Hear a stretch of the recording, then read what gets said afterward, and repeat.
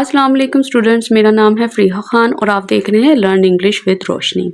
तो आज हम एक छोटा सा आर्टिकल देखेंगे। इस आर्टिकल को सिलेक्ट करने का पर्पस क्या है, क्योंकि इसमें हमने बहुत सारे इंपॉर्टेंट स्ट्रक्चर्स को आज देखना है। हमने टेंसेस को टच करना है, हमने ये देखना है कि ये फ्रेज़ है तो ये क्यों आई है। तो ये एक कंप्लीट पैकेज है जो आपकी इंग्लिश फाउंडेशन को मजबूत बनाएगा। तो चलें इसे स्टार्ट करते हैं।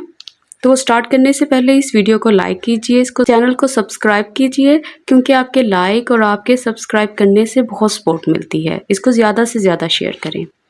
तो आज की जो हेडलाइन है वो क्या है, Bangladesh eases visa process for Pakistanis. तो ये देखो यहाँ पे क्या है, ये वर्ब है, ये सब्जेक्ट है और किस चीज़ को ईज बनाता है, किस चीज़ को आसान बनाता है, इस चीज़ को वीज़ा प्रोसेस को, ये इसका ऑब्जेक्ट है। अब यहाँ पे एस क्यों आया, एस इसलिए आया क्योंकि बांग्लादेश जो है वो सिंगुलर है। तो हमें पता है सिंगुलर के साथ जब हम प्रेजेंट इंडेफिनिट में कुछ बनाते हैं तो हम उसमें एस या ई एस का इजाफा करते हैं। जैसे ही गोज़, शी गोज़, तो ये बिल्कुल वैसे ही है। और सबसे जो इम्पोर्टेंट बात है ये देखने वाली कि यहाँ पे जो टेंस है, यहाँ पे प्रेजेंट इंडेफिनिट का इस्तेमाल क्यों हुआ है। तो ये मैं बता दूँ कि जो प्रेजेंट इंडेफिनिट टेंस होता है ना, वो हैबिचुअल एक्शंस को बताने के लिए इस्तेमाल होता है। मतलब कोई भी काम जो आप आदतन करते हो, जैसे आप रोज़ एक्सरसाइज करते हो, रोज़ वॉक पे जाते हो, तो वो प्रेजेंट इंडेफिनिट के ज़रिए हम बताते हैं। हम प्रोवर्ब्स के लिए भी प्रेजेंट इंडेफिनिट का इस्तेमाल करते हैं, यूनिवर्सल फैक्ट्स के लिए भी प्रेजेंट इंडेफिनिट का इस्तेमाल करते हैं, और जब हम न्यूज़पेपर हेडलाइंस बनाते हैं तब भी हम प्रेजेंट इंडेफिनिट का इस्तेमाल करते हैं। तो चलिए इसको ज़रा जूम कर लेते हैं। कह रहा है बांग्लादेश हैज़ सिंप्लीफाइड, कि बांग्लादेश जो है वो सिंप्लीफाई कर चुका है। सिंप्लीफाई का यहाँ पे मतलब क्या है, इसका मतलब होता है आसान बनाना। ठीक है, किसको आसान बनाया, वीज़ा प्रोसेस को। किसके लिए, फोर लगा के बता रहा है, पाकिस्तानीज के लिए। फिर कोमा, फिर उसके बाद यहाँ पे उसने कहा है विद एन ऑब्जेक्टिव टू, किस मकसद को ध्यान में रखते हुए, टू फर्दर स्ट्रेंथन, ताकि वो मजबूत बना सकें ट्रेड को एंड इकोनॉमिक रिलेशंस को। अब ये हमारा सब्जेक्ट है, ये हेल्पिंग वर्ब है, ये मेन वर्ब है। ठीक है, बांग्लादेश ने क्या किया, बांग्लादेश हैज सिंप्लीफाइड, बांग्लादेश आसान बना चुका है। ठीक हो गया, प्रेजेंट परफेक्ट का इस्तेमाल है। उसके बाद आपको यहाँ पे एक स्ट्रक्चर नजर आ रहा होगा, विद एन ऑब्जेक्टिव टू। ये क्या चीज़ होती है और ये कोमा के बाद ये चीज़ क्या है। तो देखो, सबसे पहले आपको एक डिफरेंस पता होना चाहिए कि फ्रेज क्या चीज़ है, क्लॉज क्या चीज़ होती है। क्लॉज जो होती है उसमें आपको एक सब्जेक्ट भी मिलता है और एक वर्ब भी मिलता है। ठीक है, वो इंडिपेंडेंट भी हो सकता है, डिपेंडेंट भी हो सकता है। एक सेंटेंस के अंदर एक क्लॉज भी हो सकती है, दो क्लॉजेस भी हो सकती हैं, तीन क्लॉजेस भी हो सकती हैं। ठीक है, डिपेंड करता है। और ये जो इस तरह से आपको ये जो चीज़ें नज़र आती हैं ना, ये फ्रेजेस होती हैं। फ्रेजेस क्या होता है, फ्रेजेस सिर्फ हमें एक्स्ट्रा इंफॉर्मेशन प्रोवाइड करता है। इसमें आपको इनका मजमुआ नज़र नहीं आता, आपको इनका कॉम्बिनेशन नज़र नहीं आता। ठीक है, और ये अलोन अगर आप इसको रीड करेंगे ना तो ये आपको कोई मीनिंग भी नहीं प्रोवाइड करेगा। तो ये जस्ट हमारे सेंटेंस को सपोर्ट करने के लिए होता है, उसके लिए एडिशनल इंफॉर्मेशन को प्रोवाइड करता है। अब यहाँ पे इसने एक स्ट्रक्चर का इस्तेमाल किया, विद एन ऑब्जेक्टिव टू। ये क्या होता है, इसको थोड़ा सा देख लेते हैं। अब देखो, विद एन ऑब्जेक्टिव टू, इसका इस्तेमाल कैसे करते हैं। देखो, बिल्कुल आसान एग्जाम्पल इसकी। आप ये जो इंग्लिश की वीडियो इस टाइम ये जो लेक्चर वॉच कर रहे हैं, तो वॉच करने के लिए आपके दिमाग में कोई ना कोई मकसद है कि आप अपनी इंग्लिश को बेहतर बनाना चाहते हो। आप उस रटे रटाए सिस्टम से बाहर निकलना चाहते हो, जहाँ पे टीचर्स जो थे आपको एक चीज़ बता देते थे, जब आप उससे क्वेश्चन करते थे तो उसका जवाब देने के बजाय आपको टाल देते थे। तो उन चीज़ों से बाहर निकलने के लिए आप इस क्लास को वॉच कर रहे हो, तो कहीं ना कहीं आपके दिमाग में क्या है, एक मकसद है। तो उस मकसद को बताते हैं हम किसके ज़रिए, with an objective to phrase के ज़रिए। जैसे ये देखें, he works out every day, वो डेली वर्कआउट करता है। वर्कआउट करने का मतलब क्या होता है, एक्सरसाइज करना। विद एन ऑब्जेक्टिव टू, किस मकसद को दिमाग में रखते हुए? To stay fit and healthy, ताकि वो हमेशा जो है वो तंदुरुस्त रहे, हेल्दी रहे, फिट रहे। तो विद एन ऑब्जेक्टिव टू से हमने उसके मकसद को बताया। ठीक है, अब आपने इस फ्रेज को इस्तेमाल करना है और उसके ऊपर सेंटेंस बना के कमेंट सेक्शन में डालना है। While speaking to business community here, कहता स्पीक करते हुए, बात करते हुए, किससे? बिजनेस कम्युनिटी से। हियर यहाँ पे, कहाँ? At Lahore chamber of commerce and industry on Saturday. Saturday वाले दिन, हफ्ते वाले दिन इन्होंने इनसे बात करते हुए क्या हुआ? Comma high commissioner of Bangladesh to Pakistan, कहता जो हाई कमिश्नर है ना बांग्लादेश का पाकिस्तान के लिए, कहता कौन है? इकबाल हुसैन। हैज सेड, उसने कहा। प्रेजेंट परफेक्ट, क्या कहा? द प्रेजेंट गवर्नमेंट, कहता जो हालिया गवर्नमेंट है ना इन बांग्लादेश में, हैज़ रिमूव्ड, उसने रिमूव कर दिया, ख़त्म कर दिया, एलिमिनेट कर दिया। किसको? द नीड, ज़रूरत को। किसके लिए ज़रूरत थी? फॉर क्लियरेंस, अप्रूवल के लिए। कहाँ से? फ्रॉम ढाका, ढाका से। किसके लिए? For Pakistani heads of missions के लिए, वाइल इशूइंग वीज़ा। अच्छा, अब इसमें वो क्या कह रहा है? देखो, वो कह रहा है कि वाइल स्पीकिंग, स्पीकिंग का मतलब यहाँ पे क्या है? ये प्रेजेंट पार्टिसिपल है। ये बात कर रहा है कि जब ये इकबाल हुसैन था ना, ये कौन था? ये सारी डिटेल लिखी हुई है। जब ये इनसे मुखातिब हो रहा था, इनसे एड्रेस कर रहा था, इनसे बात कर रहा था, तो उसने ये कहा, क्या कहा था? कि हालिया गवर्नमेंट जो बांग्लादेश में है उसने ख़त्म कर दिया एक ज़रूरत को जो थी अप्रूवल की, ढाका से पाकिस्तानी हेड्स ऑफ मिशंस के लिए। और ये किस तरह से उसने रिमूव किया है? इशू करते हुए वीज़ास को। अब एक चीज़ नोट करो। अच्छा, पहले ये देख लो, पाकिस्तानी हेड्स ऑफ मिशंस का मतलब यहाँ पे क्या है? ये किसकी बात कर रहा है? ये टॉप ऑफिशियल्स को कहा जाता है, ठीक है, जो पाकिस्तान की एम्बेसी या डिप्लोमेटिक मिशंस को दूसरे मुल्कों में लीड करते हैं। ये उनके लिए एक वर्ड उसने यूज़ किया है। अब ये देखो, यहाँ पे है वाइल, ठीक है, यहाँ पे भी आपको वाइल नज़र आ रहा होगा। अब ये जो वाइल है ना, वाइल स्पीकिंग टू, ये किसके लिए आया? ये इकबाल हुसैन के लिए आया। जब इकबाल हुसैन जो था उसने ये कहा, तो वो क्या कर रहा था? वो इनसे एड्रेस कर रहा था, इनसे बात कर रहा था। मतलब प्रेजेंट पार्टिसिपल का इस्तेमाल हुआ है। वो दो एक्शन एक साथ कर रहा था। कैसे कर रहा था? ये देखें,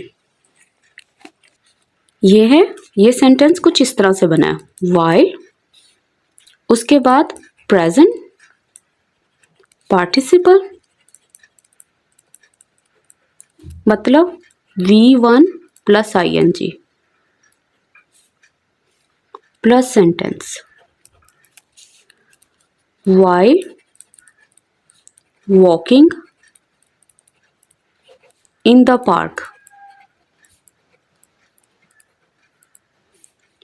I saw a beautiful cat। अब वो ये कह रहा है, कहता है कि जब मैं पार्क में चल रहा था ना, जब मैं वॉकिंग कर रहा था पार्क में, तो मैंने एक खूबसूरत बिल्ली को देखा।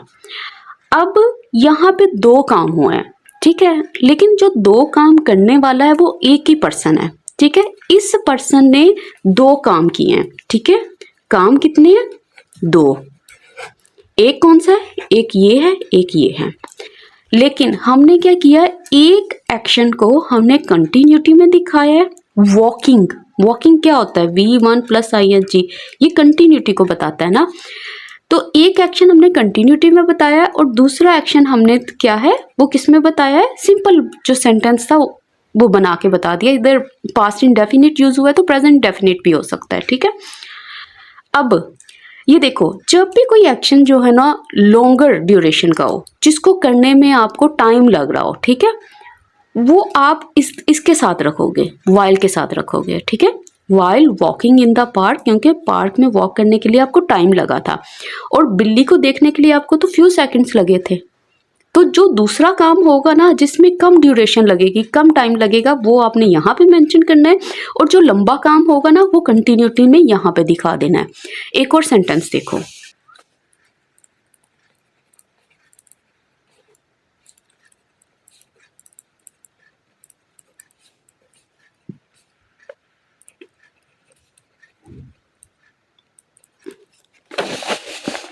अब ये वाला सेंटेंस, वाइल स्टडी, अब ये वाला sentence, while studying she listens to the music. अब एक पर्सन है, ठीक है, काम कितने कर रहा है? 2, एक है स्टडी करने का, दूसरा है लिसन करने का, ठीक हो गया।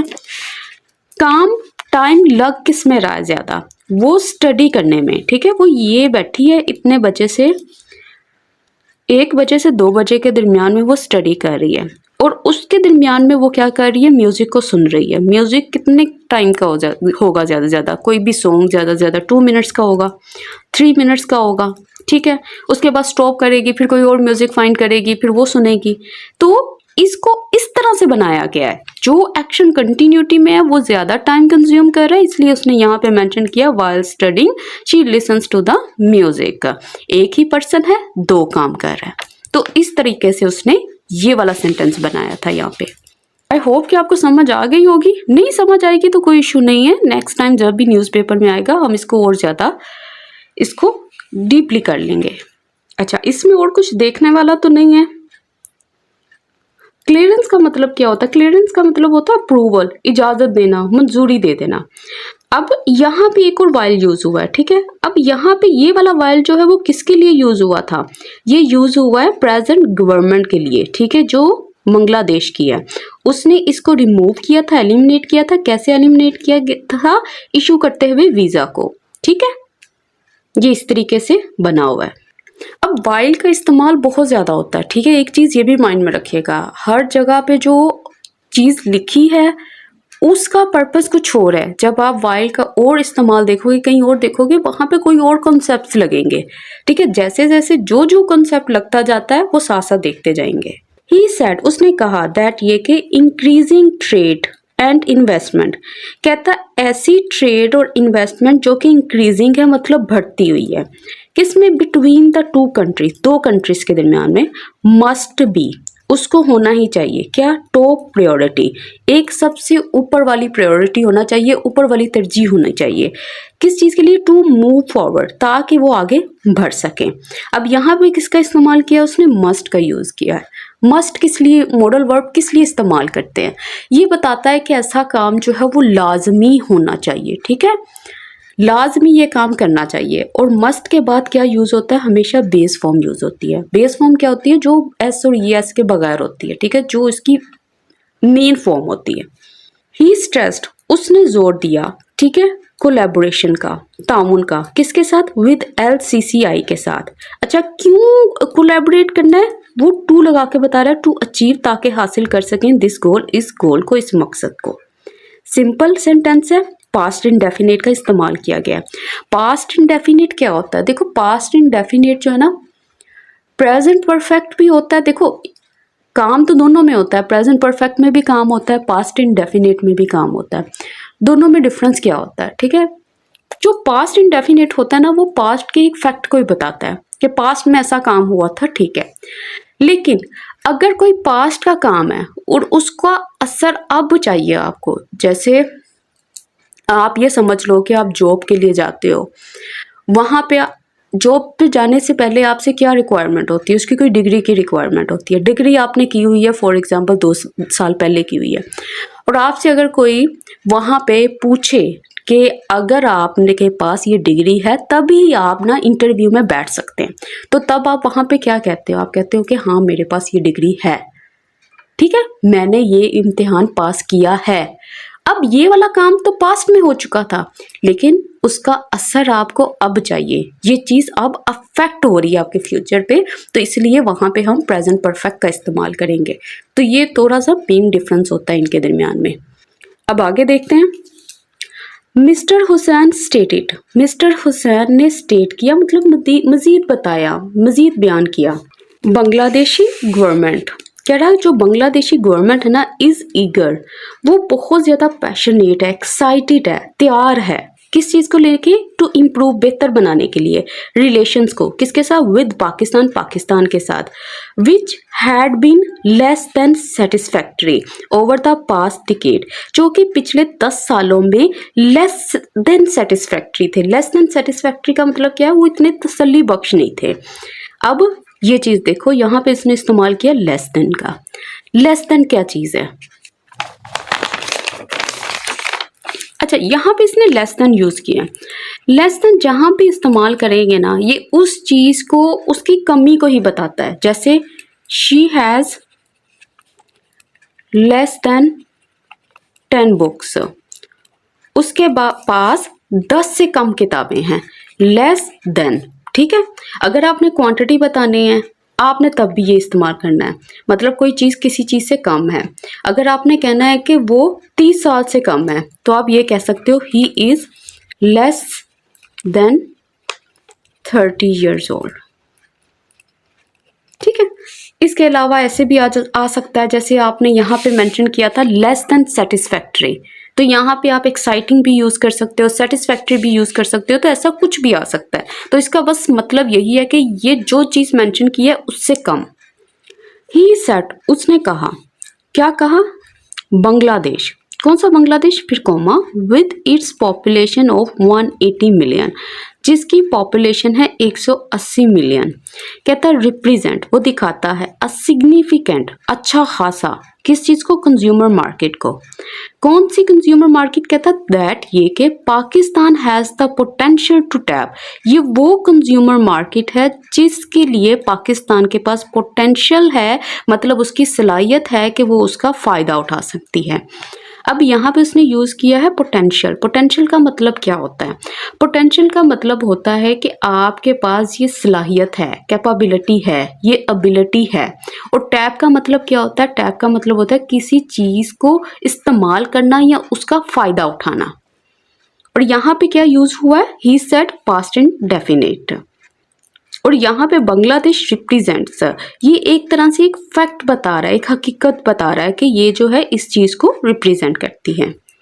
द डिप्लोमैट सेट, कहता है जो डिप्लोमैट था ना, उसने कहा, ये भी किसकी, वो यहाँ पे जो सारी उसका नेम मेंशन किया है कि जो भी नुमाइंदा था उसने ये बात की कि जो ट्रेड थी ना, पोटेंशियल ट्रेड की जो कैपेबिलिटी है बिटवीन द टू कंट्रीज, कहता है इन दो कंट्रीज के दरमियान में, रिमेन्स, वो अभी तक बरकरार है। क्या? लार्जली, ज़्यादातर, अनटैप्ड, के मतलब अभी तक उससे फ़ायदा नहीं उठाया गया।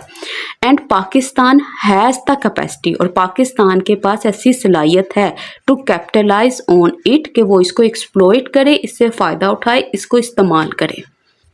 अच्छा, अब वो कह रहे हैं ही ऑल्सो मैंशनड, उसने और भी कोई चीज़ मैंशन की है, ठीक है। पास्ट इंडेफिनिट मैंशनड, क्या मेंशन किया? द एफर्ट्स, कोशिशों को। किसकी कोशिशें? ऑफ लगा के बता रहा है डॉक्टर मोहम्मद यूनुस की। कौन है? कॉमा लगा के बता रहा है the chief adviser to Bangladesh interim government. Bangladesh की जो इंटरिम गवर्नमेंट है, इंटरिम का मतलब होता है टेम्पोरेरी, ठीक है, उसके लिए इस्तेमाल होता है वक्ती तौर पे, जो वक्ती गवर्नमेंट है वहाँ की। फिर कॉमा, फिर फॉर रीजनल कोऑपरेशन, कि इसकी जो कोशिशें थी किसके लिए थी? रीजनल कोऑपरेशन के लिए थी। रीजनल मतलब लोकल, मतलब वहाँ की जितना भी अंदर का, उनके मुल्क के अंदर का जो सिस्टम है, उसके अंदर जो कोऑपरेशन है, जो ताउन है, उसके ऊपर उसकी कोशिशों की अहमियत की बात कर रहा है, ठीक है। सिंपल बना हुआ है, ज़्यादा इसमें देखने की ज़रूरत नहीं है। ये देखो, यहाँ कोमा से कोमा, ये जस्ट इंफॉर्मेशन प्रोवाइड करता है, एडिशनल इंफॉर्मेशन होती है इसमें मोस्टली।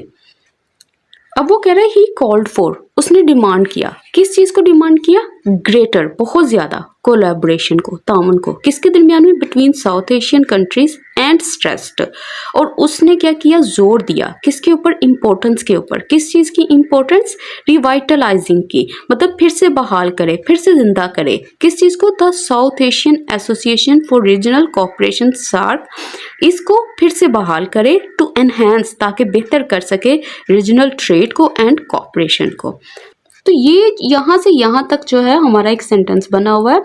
ये सब्जेक्ट है और ये 2 वर्ड्स ले रहा है, एक है कॉल्ड फॉर और दूसरा है स्ट्रेस्ड है, ठीक है। इसने डिमांड भी किया था और इसने स्ट्रेस भी डाला था, इसने जोर भी डाला था, ठीक है। और 2 वर्ड्स को किसके साथ जोड़ा हुआ है? एंड कंजंक्शन के साथ।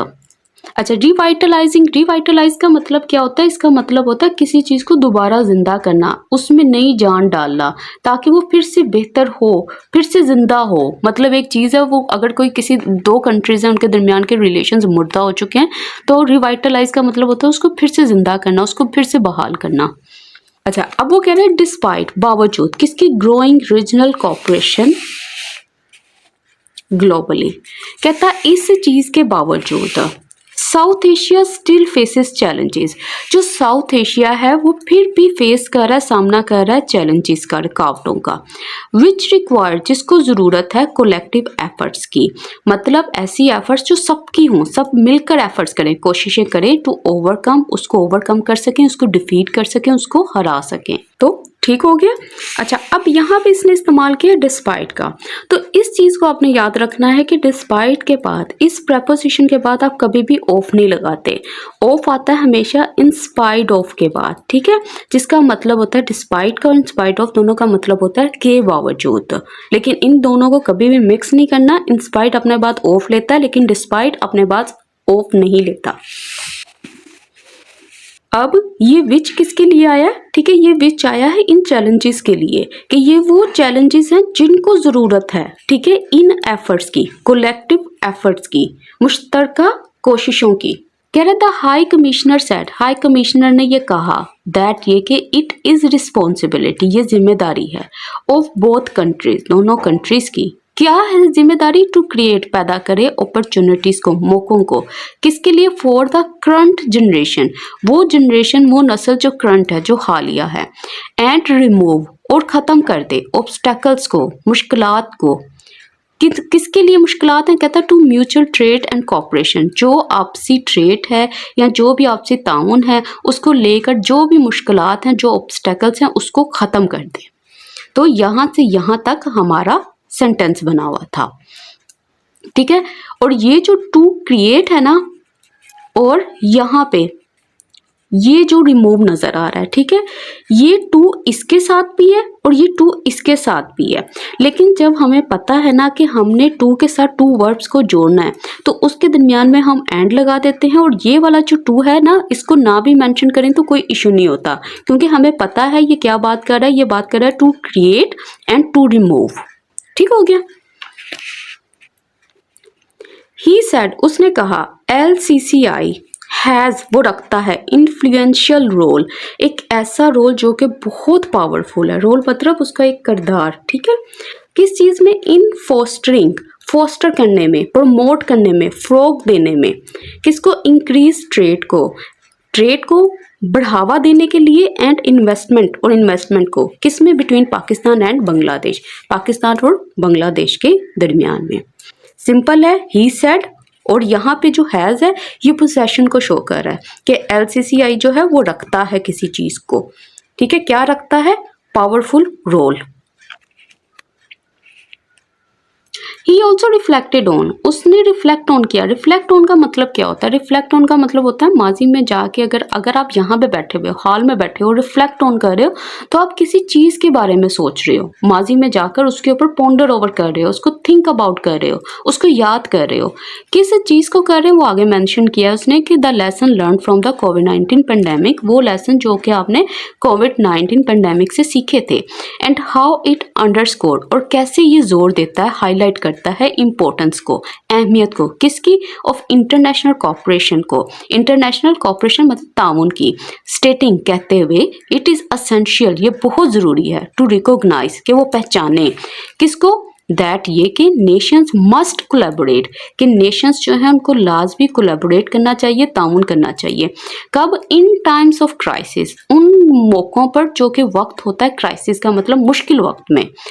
टू कीप ट्रेड फ्लोइंग, ताकि वो ट्रेड को जो है वो बरकरार रखें। कीप फ्लोइंग का मतलब ये है कि उसको स्मूथली चलता रखें। ही एडेड, उसने मजीद कहा, ठीक हो गया। ये यहाँ से यहाँ तक हमारा सेंटेंस बना हुआ था। यहाँ पे इसने यूज़ किया रिफ्लेक्ट ऑन। रिफ्लेक्ट ऑन इसने किस चीज़ को याद किया था? इसने इन लेसन्स को याद किया था और इस चीज़ की अहमियत को याद किया था, ठीक है, जो कि थी इंटरनेशनल कॉपरेशन की।